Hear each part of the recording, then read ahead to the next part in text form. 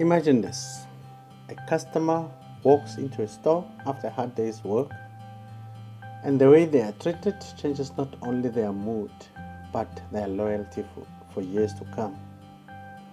Research shows that 70% of buying decisions hinge on how customers feel about their interactions. Today, we'll dive into how caring deeply for your customers turns good service into excellence. Ladies and gentlemen, my name is Super Coach Sam, and I go by the other name is Samuel Mary. I have years in the industry: retail, mining, engineering, and education field. I've learned and studied how empathy transforms customer experiences. In this video, I'll show you how to turn simple care into powerful and lasting impressions. Stay tuned as we explore why great service matters, how to develop empathy and listening skills, and ways to tackle challenges with grace. Many people associate customer service exclusively with the retail industry, which creates a significant misconception about the scope of customer service.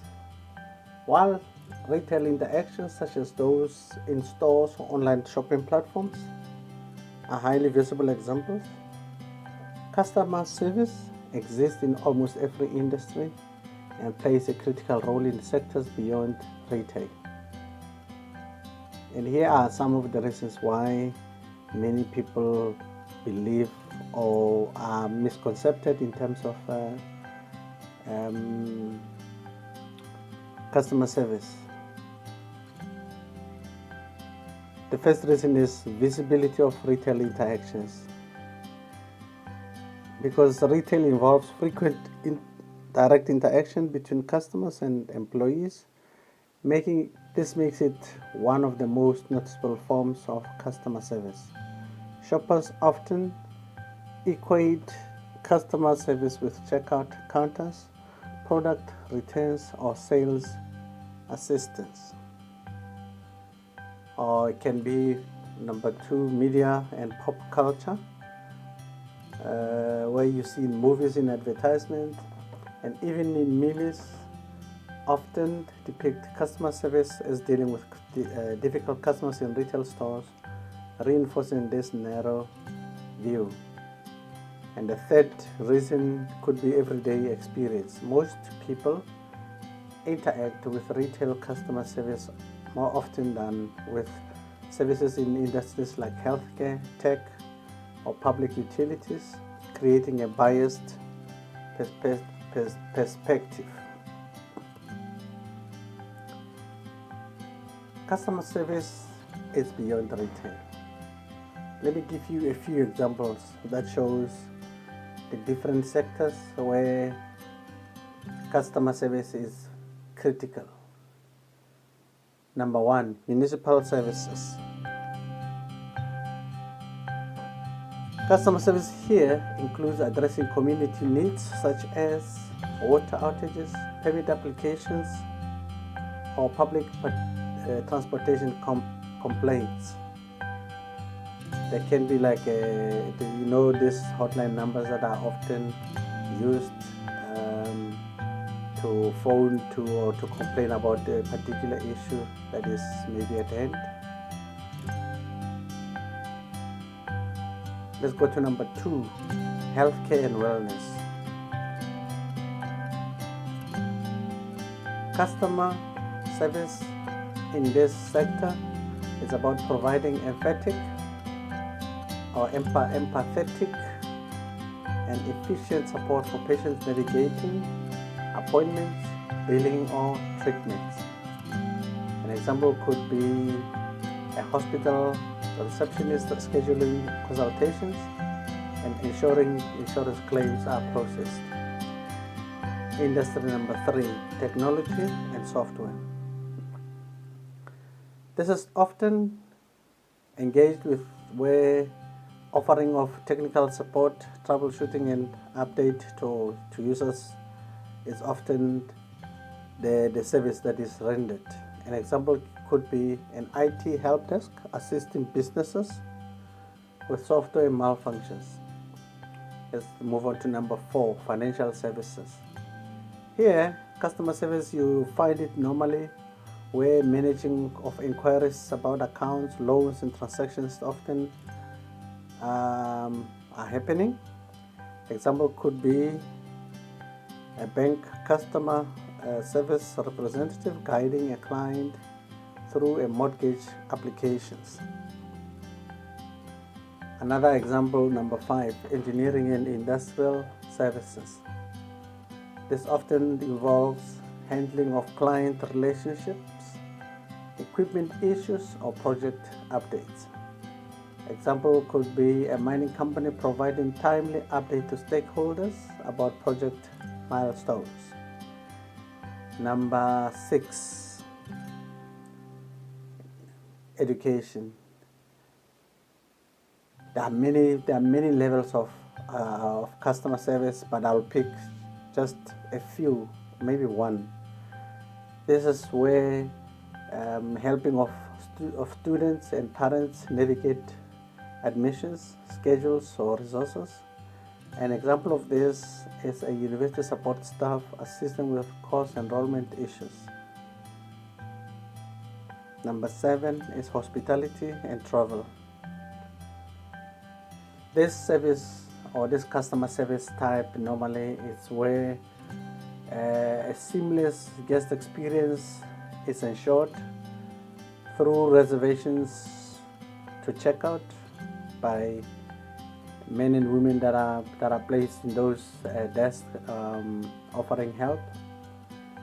An example is a hotel concierge offering personalized recommendations to guests. So here, as much as retail may be the face of customer service for general public, but the field of the customer service spans a vast array of industries where interactions and care are just as critical. Recognizing this broader scope highlights customer service as a universal business pillar. Let me take you through the types of customer services. And this is by no means exhaustive. There's many types of customer service that can be there. I'll just pick a few. First, we have face-to-face customer service, where interaction occurs in person. This is often suitable for retail, hospitality, and healthcare. It requires strong interpersonal and problem-solving skills, some of which we cover in this video. An example can be a retail assistant helping a customer find the right size. Then number 2, we've got phone-based customer service. This one, interaction occurs over calls, often through support hotlines or call centers. And the key focus for this one is clear communication and active listening that is required from you as the assistant or the person that helps the customer. An example can be a bank representative assisting with account issues. Then we move on to number 3, the third type.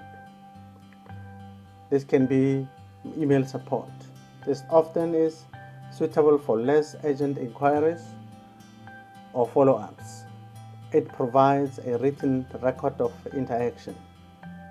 An example can be responding to a product query or a refund request. Type number 4, live chat support. This is often a real-time assistance through a website or an app or application. It's often a quick, convenient, and increasingly popular for tech-savvy customers. An example is a chatbot assisting with troubleshooting steps. Type number 5, social media support. This one, interaction often occurs through platforms like Twitter, Facebook, or Instagram. It requires quick responses and a professional tone. Example, it's resolving a customer complaint in a public tweet. Number 6 is self-service support, which enables customers to resolve their issues on their own through FAQs or frequently asked questions, knowledge bases, or chatbots. Example can be of a video tutorial explaining how to assemble a product. Type number 7, on-site support. This often requires direct assistance at a customer's location, often for technical services. Mostly you guys would recall the technical issues that you have maybe with your online or your internet connections. It's often, an example can be a cable company or a technician fixing internet issues at home. Number 8, VIP or priority support. Often this is dedicated service for high value or high end customers. It includes perks like faster response times and exclusive offers. Example of this can be a platinum credit card holder receiving 24/7 personalized service. Now, having explained and introduced myself and introduced the topic, now let's get back to the video. Let's get to topic number 2, why customer service excellence matters. Peter Drucker has summed it up by saying, the result of a business is a satisfied customer. This quote encapsulates the essence of why a customer service excellence is more than just good practice. It's the foundation for business success. Satisfied customers drive profits, stability, growth, and they are also making a huge contribution to your business. So making them the ultimate indicator of your organization's value. Let's look at the ripple effect of the exceptional service. What do you get out of this? First, you get or it drives customer loyalty. When customers feel valued and cared for, they are more likely to return. Loyal customers become repeat buyers, reducing the cost of acquiring new ones.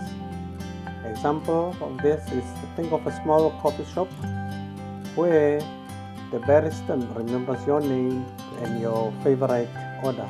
It keeps you coming back. The second point under the ripple effect is it inspires the word of mouth referrals.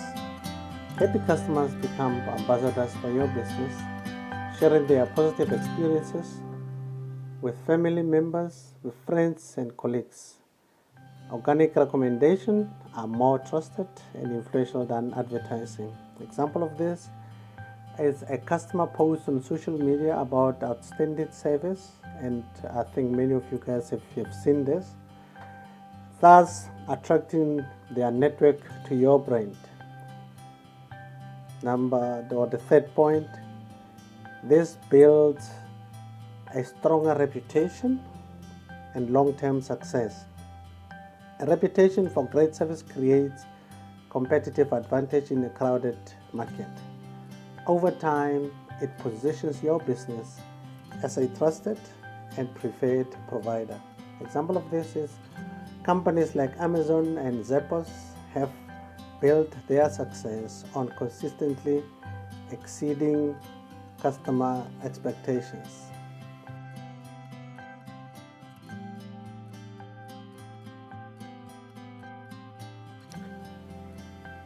Now, under the same topic, we will discuss the role of emotional intelligence, that is EQ.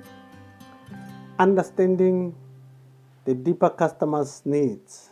Emotional intelligence enables you to pick up on what customers truly want, sometimes beyond what they explicitly say. By recognizing emotions and emphasizing with their concerns, you create a connection that fosters trust. An example of this is a service rep who notices frustration in a customer's tone and proactively addresses that, diffusing tension and ensuring satisfaction.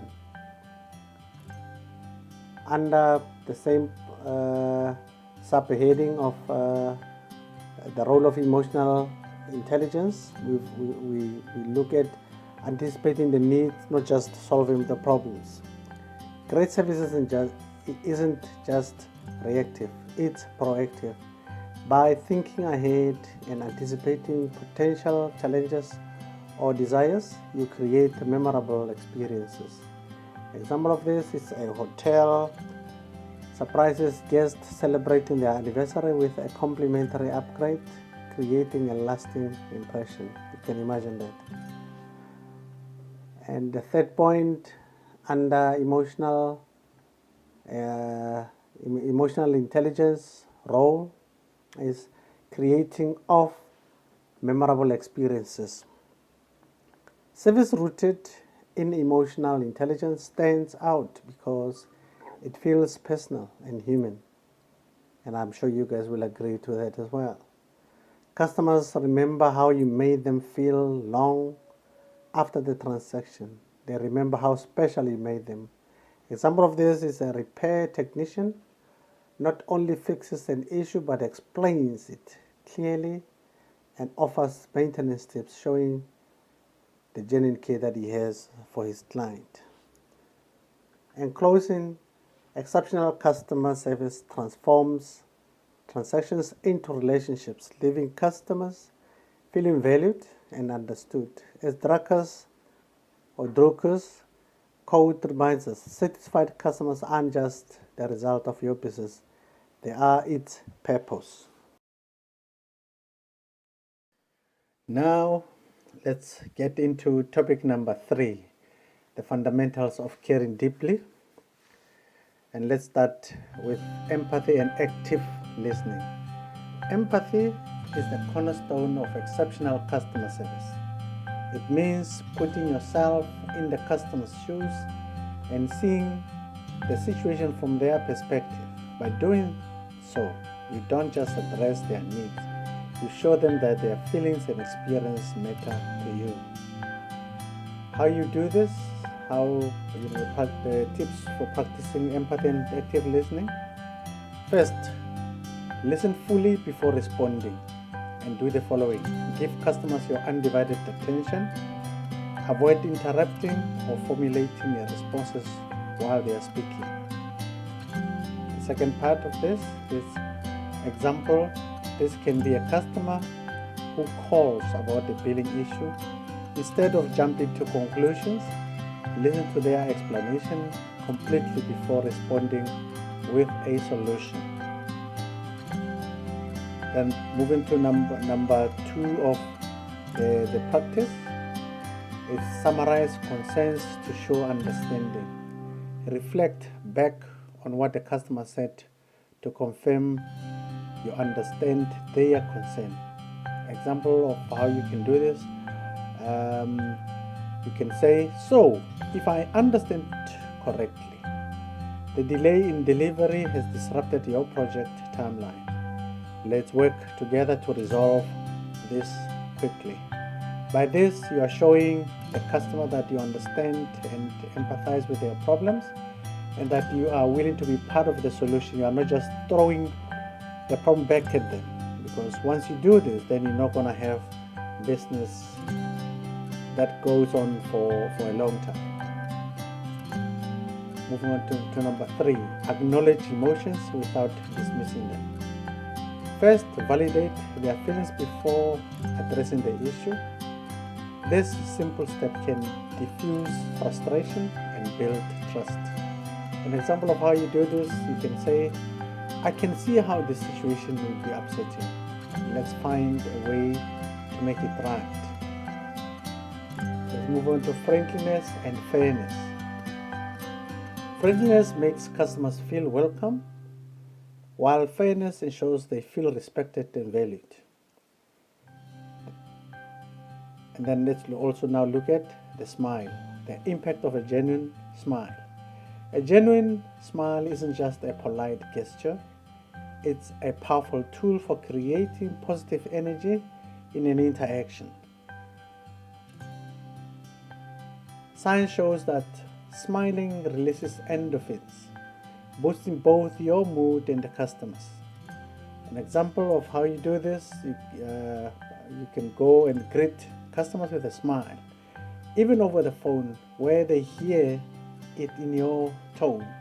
So it's a warm and approachable tone.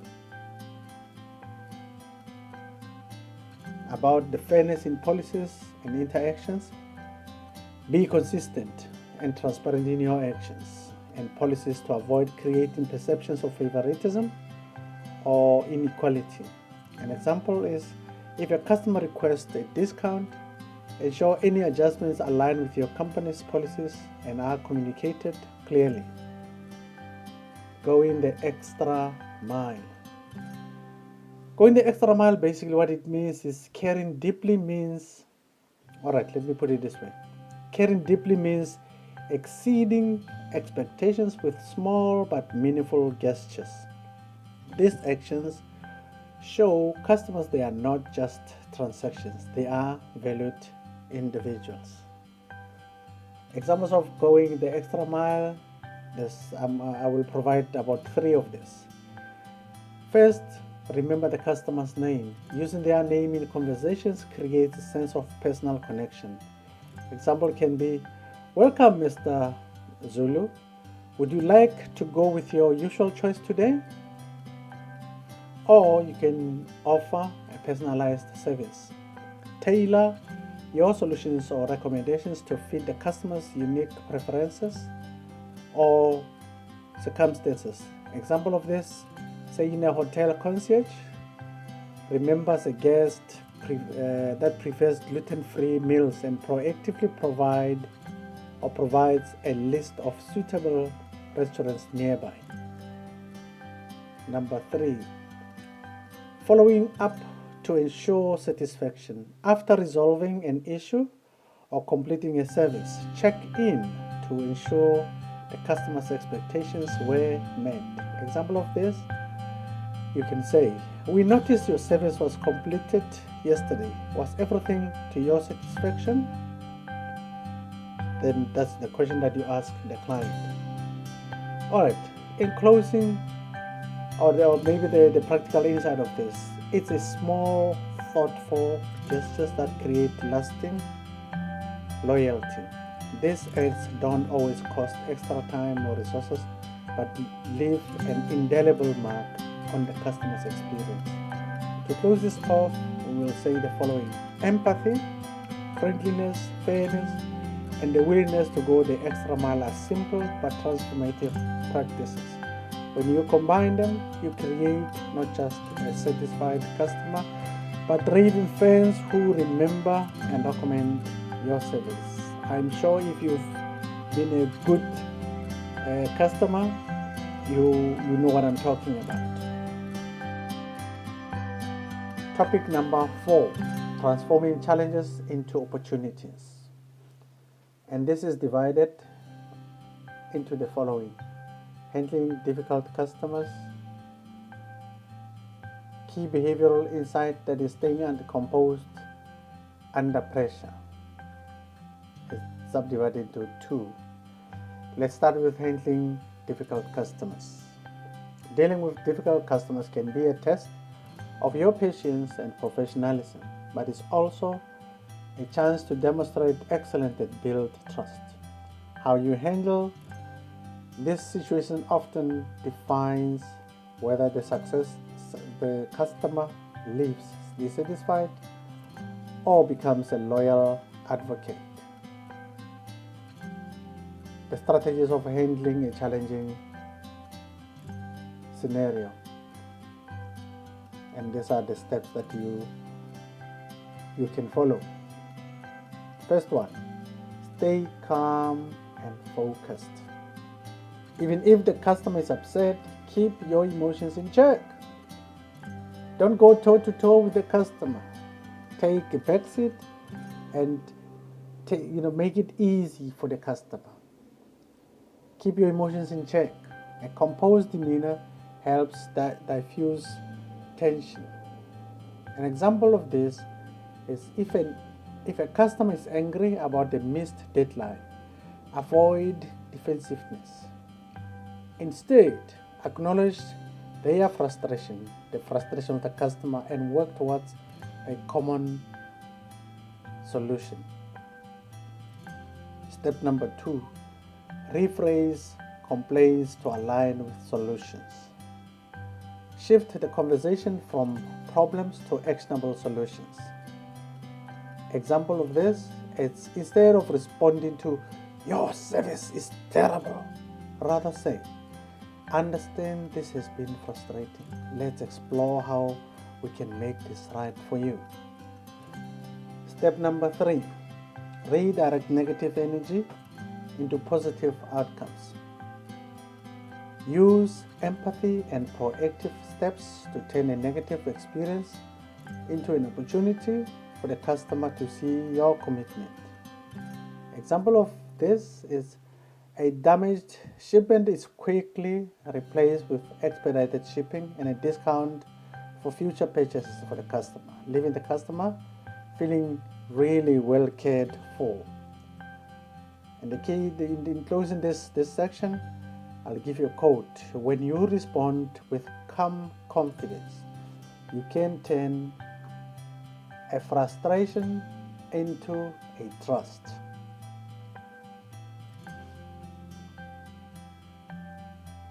We move on to key behavioral insights or staying composed under pressure. Remaining calm in stressful situations is a skill that can transform the outcome of any interaction. And there are 3 steps of doing this. You've got first step is deep breath, the second step is lowering your voice, and the third step is reframing problems as solvable challenges. Let's start with the deep breaths. Take a few breaths before responding. This allows you to center yourself and avoid a reactive response. Step number 2, lowering your voice. Don't go toe to toe with the customer. Rather, speak in a calm and measured tone, and this will help you to de-escalate the tension and reassure the customer.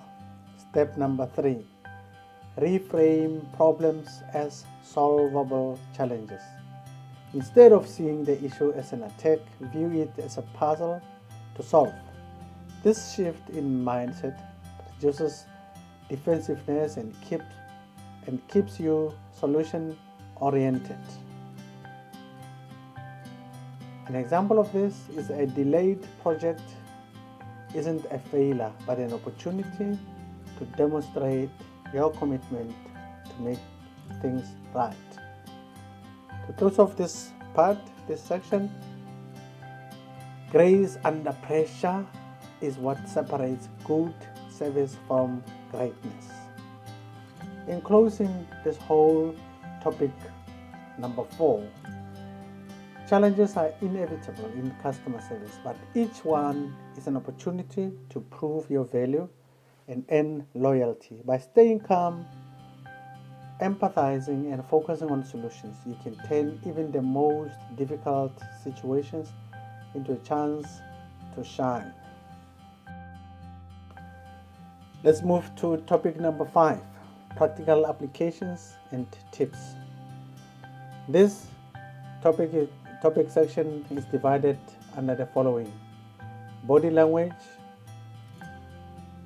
follow-up, mindset of service, and the closing part of this.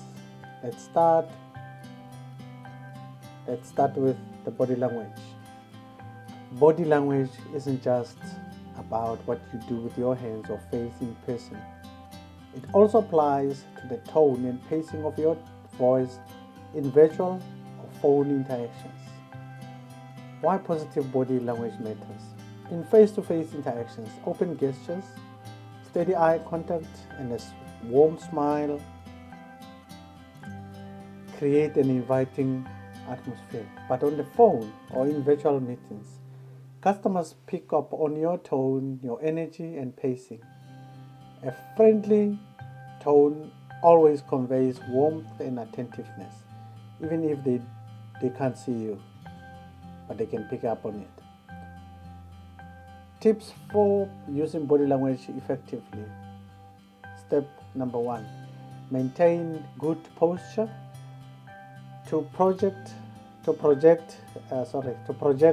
confidence and attentiveness, even if you are on the phone. Smile, whether in person or virtually. It reflects in your voice and creates a welcoming interaction. Step number 3, use deliberate and open gestures to emphasize attentiveness, especially during video calls. An example of this is nod to show you are actively listening, or tilt your head slightly to indicate empathy. The key insight on this is even if you are on the phone, your tone and pacing convey warmth and care. Customers can feel your sincerity through your voice. Following up with customers is a small gesture that has an outsized impact. It shows them that you care not only during the interaction but also after the fact. The value of follow-ups. We've got 2. It reinforces trust and reliability by demonstrating that their experience matters to you. It also encourages feedback, which helps improve future service. Ways to do follow-up. There are 3 that I've written here. First, send a thank you email to express appreciation for their business. An example is, thank you for choosing us. We hope you are enjoying your product. Please reach out if you need further assistance. Step number 2, request feedback with a quick survey to show you value their opinion and want to improve. Example can be, your feedback matters. Let us know how we did and how we can serve you better in future. After resolving a problem, check in to ensure the customer is satisfied. Example can be, I wanted to follow up on the issue that we resolved last week. Is everything now to your satisfaction? That's how you do it. And then the key inside of this is a thank you email or a quick survey shows your customers that you value their feedback and reinforces your commitment to excellence. Mindset of service. This is the mindset, which is a positive mindset, which sets the tone for how you approach each interaction, creating a ripple effect of excellence. How to cultivate a service-oriented mindset. I've got 3 subdivisions here. First one, or the first step is, start each day with intention. Visualize how you want to positively impact someone's experience, whether it's through solving a problem or simply brightening their day. An example of this is, think, how can I make the next customer feel valued and heard? Step number 2, focus on opportunities to help, not just problems. Viewing each interaction as a chance to make a difference it shifts your mindset from task-driven to service-driven. Service-driven, I'm emphasizing that part. And step number 3, celebrate small wins. Take a moment to reflect on the positive outcomes you've contributed to each day. This builds morale and reinforces a mindset of excellence. The key side to this is start each day by visualizing how you want to help someone. It sets the tone for excellence. In closing, practical tools like positive body language, meaningful follow-ups, and a service-driven mindset ensure that caring deeply isn't just a concept, it's a consistent practice. When combined, these tips create a foundation for exceptional customer service. In closing this video, we want to recap. Caring deeply isn't just about following a checklist. It's about embodying a mindset of empathy, attentiveness, and excellence. When you truly care about your customers, their needs, and their experiences, providing exceptional service becomes second nature. It's not just what you do, it's how you do it that makes the difference. Now, I'd love to hear from you. What's the best customer experience you've ever had, and what's your go-to tip for delivering exceptional service? Share your thoughts in the comments section below. Your story might inspire others. We'd appreciate that. This is just the beginning of our journey into mastering customer service. Stay tuned for future videos where we'll dive deeper into topics like developing emotional intelligence, handling tough customer scenarios, and even how to build team culture around customer service excellence. If you found this video helpful, make sure to give it a thumbs up. Sorry for that. Subscribe to the channel and turn on notifications so you don't miss out on future tips and insights. And of course, feel free to share this video with anyone who might benefit from it. In closing, I'll end with before I give a thank you note, I'll end with an insight or a quote from J.C. Penney, who said, "Every great business is built on friendship. When we build genuine connection with our customers, we create a foundation for loyalty, trust, and success." Thank you so much for spending time with me today. I appreciate you, and I'm excited to continue this journey together with you. Until next time, remember to care deeply is the secret to making every customer interaction exceptional.